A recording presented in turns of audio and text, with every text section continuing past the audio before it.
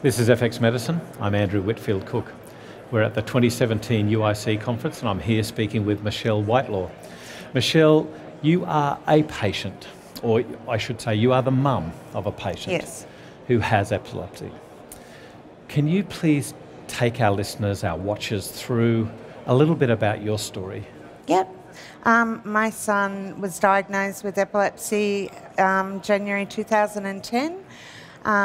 Basically, it's idiopathic refractory epilepsy. By December 2014, he had exhausted all pharmaceutical options, and we were told to take him home from hospital with no further options.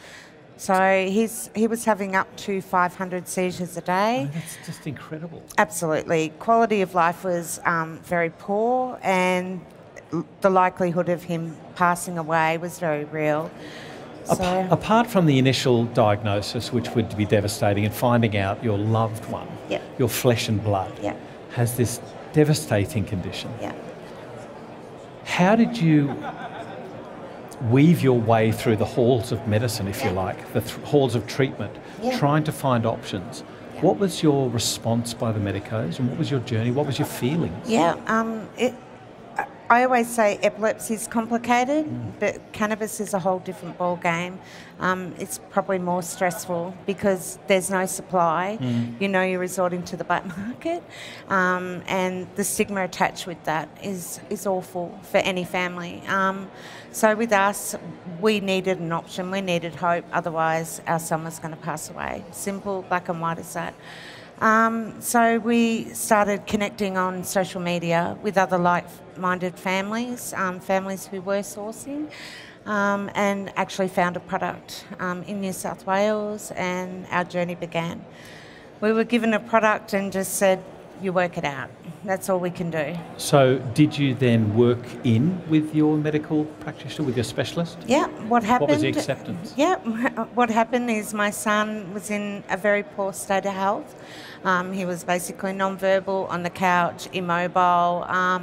So I got the courage to start administering.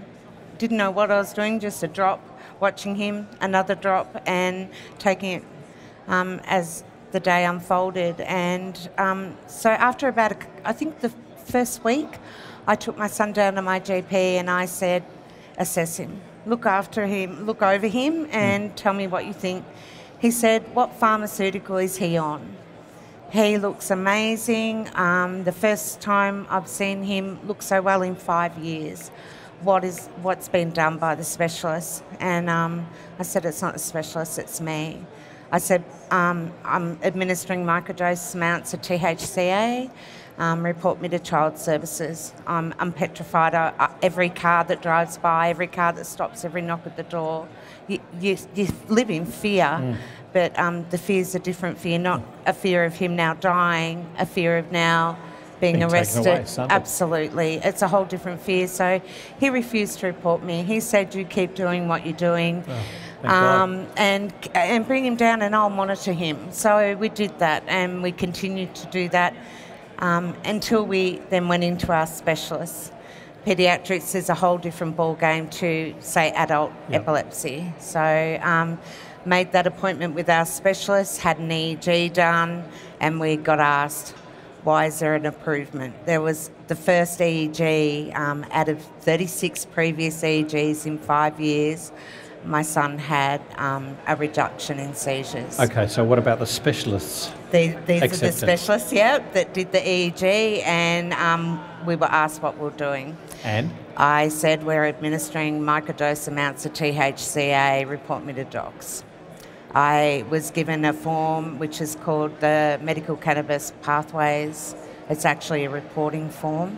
And we were told we will not be reported to docs. So this is basically, you were lucky enough to find doctors that were so accepting of the improvement of your child's condition that they said, to hell with what the normal standard process would be. Yeah. We're going to look after the patient. Well, kind of. But prior to December 2014, my son was on 35 tablets a day.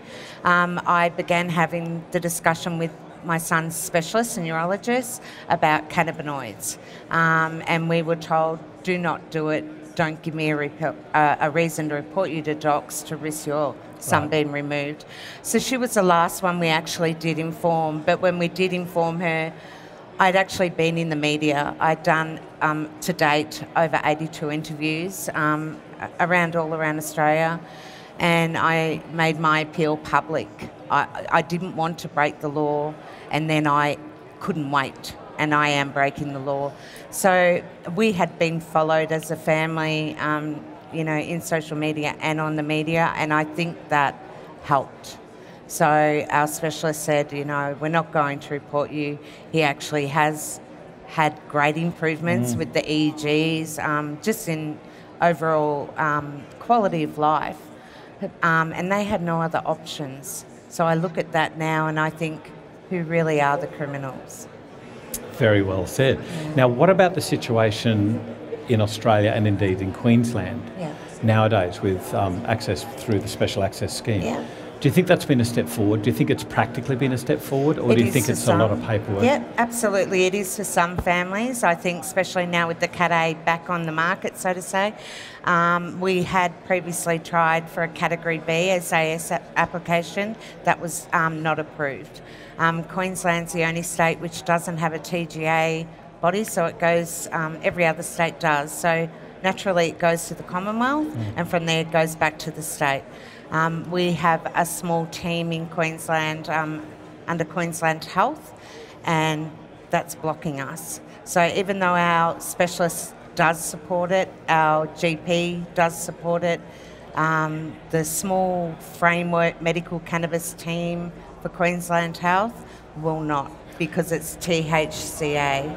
But this is Queensland Health, not the government. So this is something new to me. Yeah, what I thought is that it was the slow movement of government that was, basically slowing the treadmill. Yeah. You're finding this is the health framework that's administration. Absolutely. So each state has like a medical cannabis team, and they're the ones that actually assess it with us in Queensland. So even though the TGA can approve it at a Commonwealth level, it goes back to this small group, advisory group, and there are problems. And what was their advice?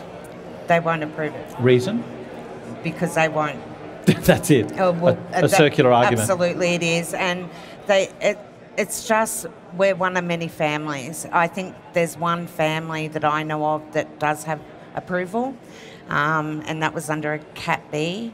But at the end of the day, what frustrates me the most is my son has had Category A pharmaceutical medications given to him within 24 hours. So not TGA approved, they're not regulated, they're from the USA, and they've written those and approved that authority instantly on the spot with medications in 24 hours. So, he's deemed as having a life-threatening illness with limited, life expectancy. For pharmaceuticals, why not cannabis? I see the difference. Absolutely. Well, at the end of the day, people are now realising cannabis is medicine. Yeah. And it's helping, in treating a lot of different ranges, but yet why isn't that, I just don't have the words or the answers, and we certainly need them, because for a small team in Queensland Health to be making clinical decisions by saying no, but yet if it was pharmaceutical, absolutely. Okay, so here's my question. I've heard that the pharmaceutical approaches to cannabinoids, if you like, THC, have met with higher side effect responses, if you like, than using a balanced thing, especially with CBD and terpenes. We've learnt from one of the speakers today that you need to look even further than that. So what do you think is going to happen with regards to the health, the actual management, improvement of these, not just children, but adults as well with various conditions? Yeah, well, I don't know. Like I always say, I'm not a cannabis expert. I'm certainly not an epilepsy expert. I know my son. I know I was dealing with up to 500 seizures a day. We've been seizure-free now as of next week for 2 years, and 4 breakthrough seizures, clinical seizures, since 48 hours after administering our very first dose in December 2014. Right. So when you work out those figures of how many seizures not had that he was having for 5 years prior, you know, the evidence speaks volumes, and I think cannabis really is a fingerprint. What works for one person may not work for the other for many different reasons, but it's medicine. So let's work out what works for that person with that condition and stop trying to say, well, no, this product alone will help these people, because cannabis doesn't work like that. So the blockade from the health department, it seems to be that they need to learn what a medicine is. Absolutely, because pharmaceutical is, you're in pain, here's an opiate. You know, you have 3 doses a day. You know, and at the end of the day, when you're talking cannabis and you're talking pain, what might work for you might not work for me. I might need less or more, and vice versa, or a different strain to you. So I think that's where the real problems lie. And, you know, sadly, it's hard to get that education out there when even the speakers today were saying, look, it's hard. It's really hard. But all I know is that we're seeing great results. We've seen a completely new lifestyle, and he's not suffering. And that's really important. Thanks so much for joining us on FX Medicine. You're welcome. Thank you. This is FX Medicine. I'm Andrew Whitfield Cook.